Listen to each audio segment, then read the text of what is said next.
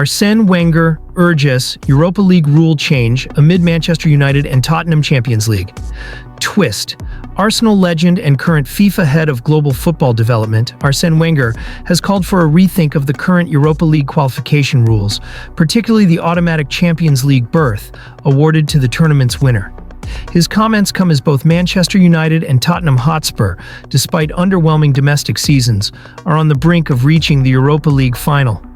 Wenger has questioned the fairness of the rule that allows a team to bypass their poor league form and enter the Champions League simply by winning the Europa League. Speaking to beIN Sports, the former Arsenal manager stated, "No, they should qualify automatically for the Europa League again, but not necessarily for the Champions League, especially when you're in the Premier League, where already 5 teams qualify."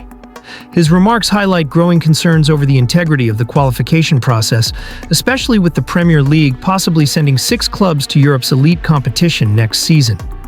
Both United and Spurs have struggled significantly in the 2024-25 Premier League campaign.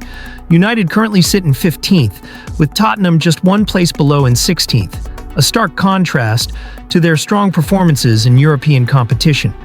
Despite their domestic woes, both clubs have thrived in the Europa League. Manchester United lead Athletic Bilbao 3-0 on aggregate following a commanding first-leg win in Spain.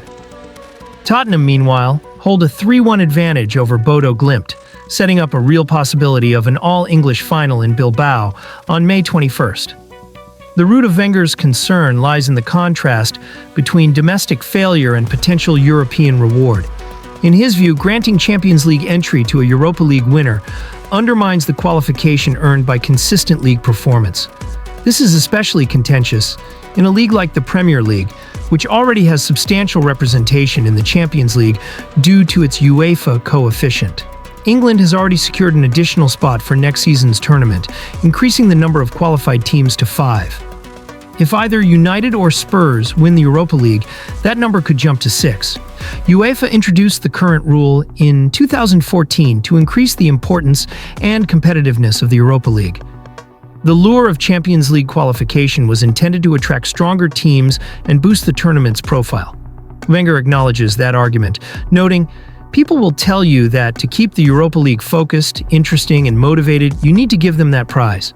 However, his main concern remains whether it's right to allow teams with disappointing domestic campaigns to leapfrog more consistent sides based solely on knockout performances.